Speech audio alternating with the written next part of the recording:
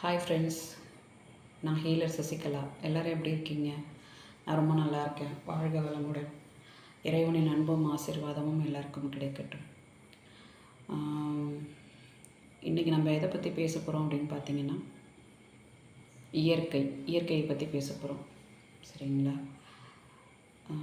இயற்கையில் நம்ம என்னெல்லாம் பார்க்குறோமோ அது நம்ம உடலில் இருக்குது அப்படின்னு சொல்லியிருக்கேன். சரிங்களா?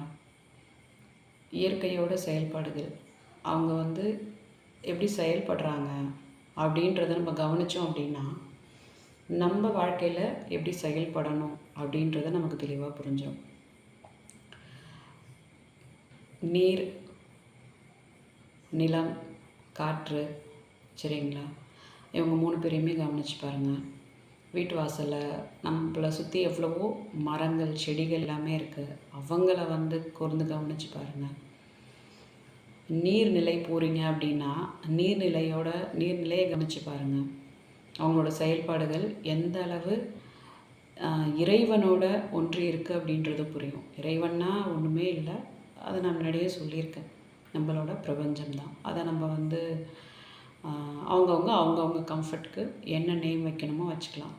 முருகர், ஈஸ்வரன், அப்புறம் அல்லாஹ், ஜீசஸ், இப்படி என்ன வேணாலும். சரிங்களா?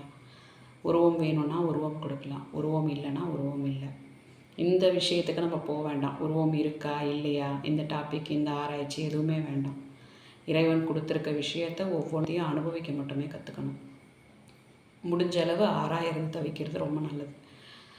ஏன் சொல்கிறேன் அப்படின்னா, நம்ம ஆராய்ச்சி பண்ணுறோம் அப்படின்னா இறைவனை பொறுத்த வரைக்கும் லாஜிக்கலாக தேடாதீங்க. இறைவனை பொறுத்த வரைக்கும் உள்ளார்ந்த அன்போடு தேடுங்க. அப்படி தான் இயற்கையில் எல்லாமே செயல்பட்டுருக்காங்க. அவங்கக்கிட்ட பார்த்திங்கன்னா உள்ளார்ந்த அன்பு மட்டுமே இருக்கும். எந்த கேள்வியுமே இறைவனை கேட்க மாட்டாங்க, 5 அறிவு ஜீவன் வரைக்கும். சரிங்களா? மரம் எடுத்துக்கிட்டிங்க அப்படின்னா அவங்க வேர் மண்ணுக்குள்ளே போய் அந்த மரம் எப்படி வளரணும் அப்படின்னு இருக்குது.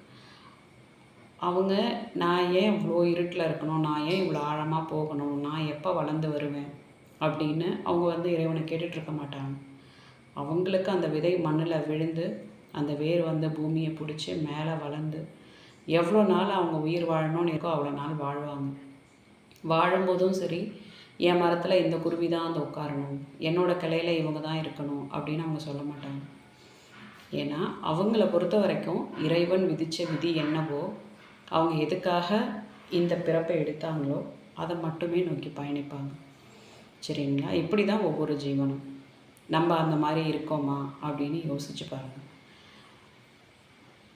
உண்மையாகவே நம்ம இறைவனோட அன்பை